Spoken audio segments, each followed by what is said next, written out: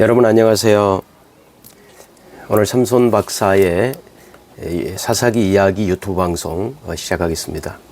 오늘 이 자리에 함께해 주신 여러분 진심으로 감사합니다. 이 시간이 우리 모두에게 유익되고 또 신앙 성장 발전에 큰 도움이 될 줄로 믿습니다. 하나님이 우리를 위해 계시는가 아니면 우리가 하나님을 위해 존재하는가, 이런 질문을 해보게 됩니다. 이 두 가지 질문에 대한 답을 생각해 보면요, 하나님이 우리를 위해 계시는가? 네, 그렇습니다. 하나님이 우리를 위해 계십니다 라고 답을 하면, 그러면 무속신앙과 다를 바가 뭔가, 이런 생각을 하게 되죠. 하나님이 우리를 위해서만 계신다면 그렇다는 거죠. 또 만약에 우리가 하나님을 위해 존재하는가? 그렇다면 우리는 하나님을 위한 어떤 그 부속품에 불과한가? 또 이런 반발이 생겨납니다. 이 질문에서 우리가 놓치고 있는 것이 있는데, 그것은 하나님과 우리와의 인격적 관계입니다. 누가 누구를 위해 일방적으로 강요하거나 혹은 아무 의미 없이 퍼주기만 하는 그런 관계가 아니라는 것이죠. 오늘 이런 인식이 왜 중요하냐? 하나님은 그분의 백성의 이기적 필요를 충족시키기 위해서 조종될 수 있는 분이 아닙니다. 다시 말씀드립니다. 하나님은 그분의 백성의 이기적 필요를 충족시키기 위하여 조정될 수 있는 분이 아닙니다. 오늘은 사사기 11장 29절에서 34절을 읽겠습니다. 이에 여호와의 영이 입다에게 임하시니 입다가 길르앗과 므낫세를 지나서 길르앗의 미스베에 이르고 길르앗의 미스베에서부터 암몬 자손에게로 나아갈 때에 그가 여호와께 서원하여 이르되, 주께서 과연 암몬 자손을 내 손에 넘겨주시면 내가 암몬 자손에게서 평안히 돌아올 때에 누구든지 내 집 문에서 나와서 나를 영접하는 그는 여호와께 돌릴 것이니 내가 그를 번제물로 드리겠나이다 하니라. 이에 입다가 암몬 자손에게 이르러 그들과 싸우더니 여호와께서 그들을 그의 손에 넘겨주심에 아로엘에서부터 민닛에 이르기까지 20성읍을 치고 또 아벨 그라밈까지 매우 크게 무찌르니, 이에 암몬 자손이 이스라엘 자손 앞에 항복하였더라. 입다가 미스바에 있는 자기 집에 이를 때에 보라, 그의 딸이 소고를 잡고 춤추며 나와서 영접하니 이는 그의 무남 동료라. 이 11장은 이 이스라엘과 암몬의 전쟁이 기록되는데요. 실제 전쟁 내용은 이 32절에서 33절 짧아요.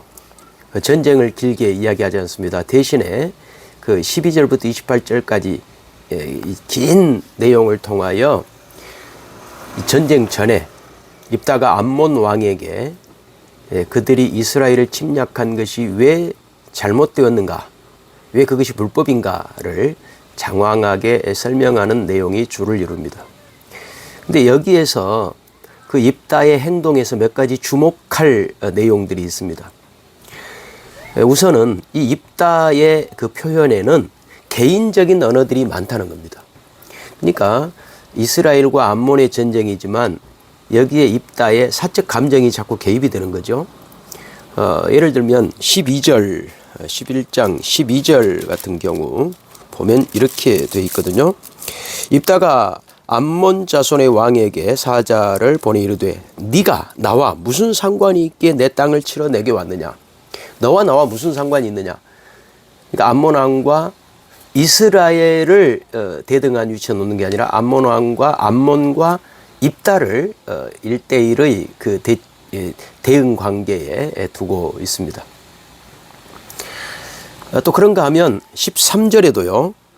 암몬 자손의 왕이 입다의 사자들에게 대답하되, 이스라엘이 애굽에서 올라올 때 아르노넬에서부터 야복과 요단까지 내 땅을 점령했기 때문이니 이제 그것을 평화롭게 돌려달라. 내 땅을 점령했다. 이스라엘 땅, 하나님의 땅이 아니고 내 땅이다. 이렇게 부르고 있어요. 또 27절도 마찬가지입니다. 내가 내게 죄를 짓지 아니하였거늘 네가 나를 쳐서 내게 악을 행하고자 한다. 자꾸 그 사적, 개인적으로 이렇게 이 전쟁을 축소시키고 있습니다. 개인의 어떤 사적 감정을 자꾸 이스라엘과 암몬의 전쟁에 이렇게 이제 부여하고 있는 것이죠. 왜 이랬을까? 그 배경을 살펴보면 이 입다는 기생의 아들이라 그랬잖아요. 버림받은 사람이라 그랬잖아요. 그러니까 이 전쟁에 승리함으로써 자기의 입지를 어떤 그 군주로서 지도자로서의 입지를 확고하게 할 수 있다라고 생각한 것 같아요. 그래서 자기가 알고 있는 모든 지식들을 총동원해 가지고 암몬 왕 앞에 입다가 이렇게 서게 되는 것이죠. 이제 이런 내용들 보면 이 입다의 그 동기, 이 전쟁에 대한 숨은 동기, 말로는 하나님의 정의, 하나님의 그 일하심에 호소하고 있지만 실제로는 하나님이 도와주셨으면 좋겠다.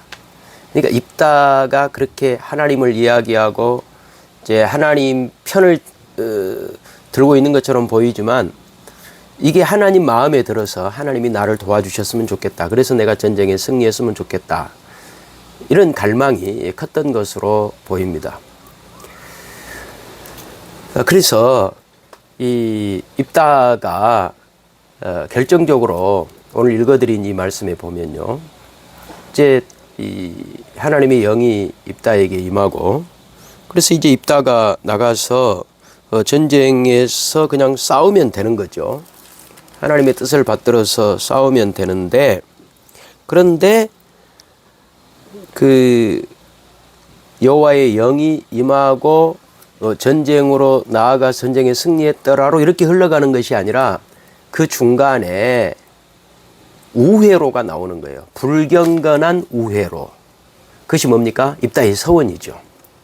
입다 그러면 이게 가장 두드러진 특징이잖아요. 30절 다시 보시면 그가 여호와께 서원하여 이르되 주께서 과연 암몬 자손을 내 손에 넘겨주시면 내가 암몬 자손에게서 평안히 돌아올 때에 누구든지 내 집 문에서 나와서 나를 영접하는 그는 여호와께 돌릴 것이니 내가 그를 번제물로 드리겠나이다.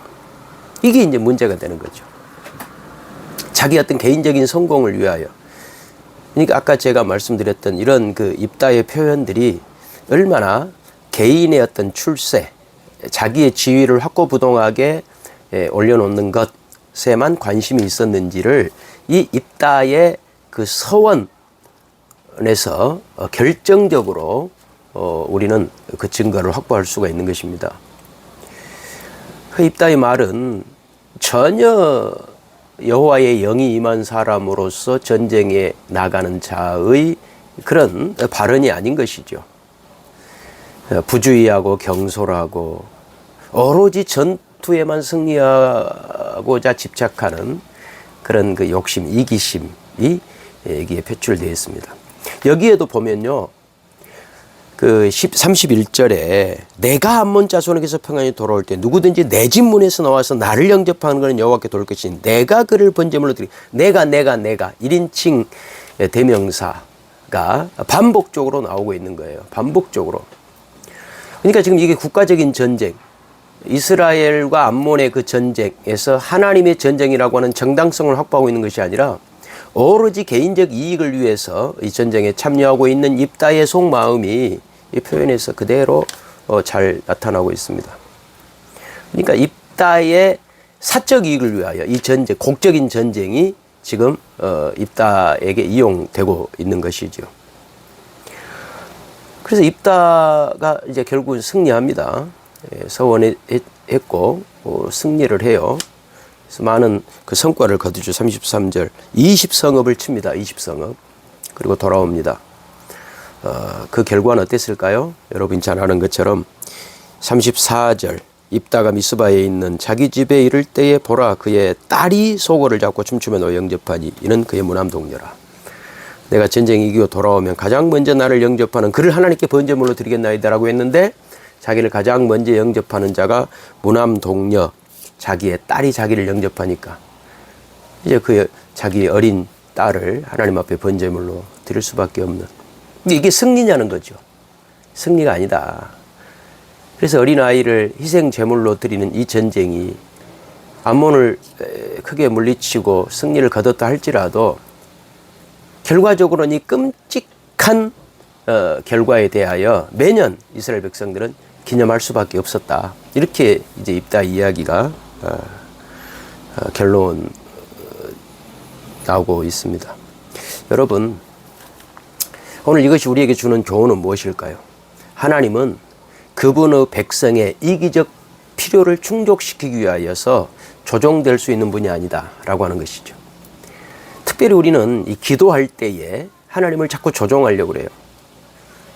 하나님, 내가 이거 해드릴 테니까 하나님 이거 해주세요 라고 하면서 마치 우리가 하나님을 그 무속신앙을 가진 자들이 자기들의 신에게 요구하는 것 같은 그런 방식으로 하나님 앞에 기도를 하고 있어요.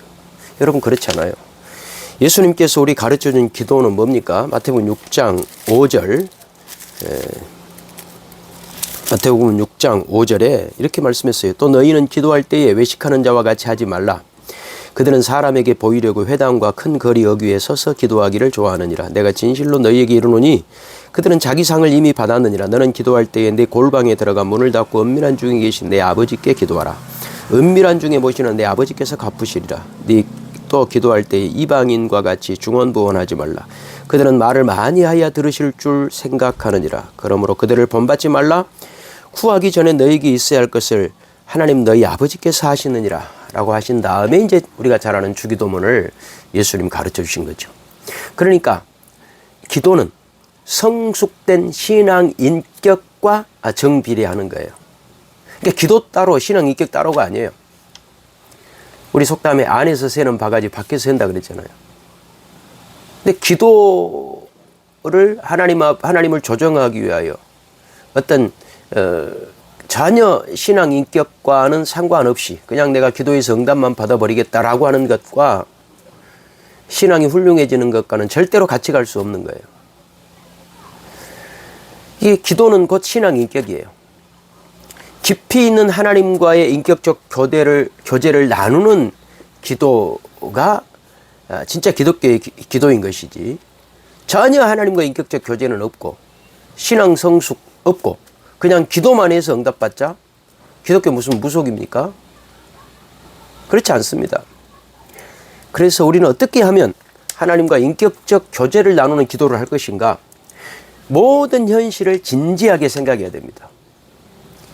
여러분, 우리 기독교인들의 그 단점이 뭐냐면요, 너무 쉽게 너무 모든 현상에 대해서 깊이 있게 진지하게 생각하지 않아요. 하나님 안 믿어서 그래, 그렇게 해버리는 거예요. 무슨 태풍이 어느 지방에 휩쓸어 갔다, 그들이 얼마나 죄를 지었으면 벌을 받았을, 이렇게 너무 단순하게 생각해 버리는 거예요. 그렇지 않아요. 여러분, 인격이라고 하는 것은 그렇게 단순하지 않습니다. 사람과 대화를 해보십시오. 그 사람이 여러 면이 있는 거예요. 그래서 우리는 모든 현실에 대해서 진지하게 생각해 봐야 돼요. 목사님의 설교에 대해서도 진지하게 여러분이 한번 생각해 보셔야 돼요. 성도들의 상황에 대해서도 진지하게 생각해야 돼요. 여러분의 자녀의 상황에 대해서도 너무 쉽게 하나님 안 믿어서 그래, 그렇게 하지 마시고요. 정말 전인격적으로 생각하고 대화하고 그들을 살펴보셔야 되는 거예요. 지금 우리가 살고 있는 이 사회의 상황에 대해서도 마찬가지예요. 모든 것을 진지하게, 너무 흑백 논리로 뭐 아니면 도식으로 그렇게 해서 하나님, 우리가 원하는 이겁니다, 이런 결과를 주세요 라고 하는 것이 기독교가 아니다 이 말이죠. 다른 사람의 아픔에 대해서 공감해 봐야 돼요. 이 사회의 아픔에 대해서도 공감하는 기도가 필요해요. 왜 이렇게 되었는가? 왜 지금 미국과 이란의 전쟁은 끝나지 않는가? 도대체 여기에 무엇이 개입되고 있는가? 그렇다면 우리 기독교인들은 여기서 무엇을 배우고 어떻게 우리는 행동해야 할 것인가? 이런 종합적인 이런 상황들, 그 가운데서 하나님과의 인격적 교제를 우리가 생각하면서 기도하고 신앙생활을 해야 되는 거죠. 그렇게 될 때에 우리는 모든 사람과 인격적 관계를 유지할 수 있어요. 다른 모든 사람들과 인격적 관계를 유지하는 사람이 하나님과도 인격적 관계를 유지할 수 있거든요. 교회 안에서 믿음의 형제들과 혹은 이후 불신자들까지도 그들의 상황을 우리가 주의 깊게 살펴보고 그들과 공감하고 그들의 아픔을 우리가 깊이 생각하면서 그러면서 하나님 앞에 기도할 때에 이게 하나님께서 기뻐하시는 기도고 그런 기도의 인격적인 성숙과 그리고 그 성숙의 열매들이 신앙 기도의 응답으로 따라오는 거죠. 이것이 참된 기도입니다. 여러분 오늘 삼손 박사의 사사기 이야기 유튜브 방송 함께 해주셔서 대단히 감사합니다. 여러분 우리 현실은 그렇게 만만치 않습니다. 어느 것 하나 쉬운 게 없어요. 그러니 모르는 것은 모르겠다 그러고 진실되게 하나님 앞에 하나님 도와주십시오. 그리고 너무 다른 사람의 상황, 다른 사람의 아픔 이거에 대해서 두부자르듯이 재단해버리지 마시고 한번 깊이 살펴보십시오. 그리고 공감해 보십시오. 이 사회의 아픔에 대해서도 한번 깊이 생각해 보십시오. 필요하다면 성경도 있고 또 거기 관련된 서적도 있고 또 필요하다면 AI에게 물어보기도 하시고 그래서 우리가 어떻게 할 것인가 그런 종합적인 우리의 생각을 가지고 하나님과 인격적으로 교제하고 대화하면 하나님 반드시 우리에게 답을 주실 것입니다. 오늘 함께 해주셔서 대단히 감사하고요. 여러분 오늘 제가 드린 말씀을 가지고 지금 여러분의 상황을 깊이 묵상하시면서 오늘 기도를 하시면 그 기도에 맞는 걸맞는 아름다운 그 응답과 성숙의 열매가 반드시 따라올 줄로 믿습니다. 여러분 또 다음 시간에 뵙겠습니다. 감사합니다.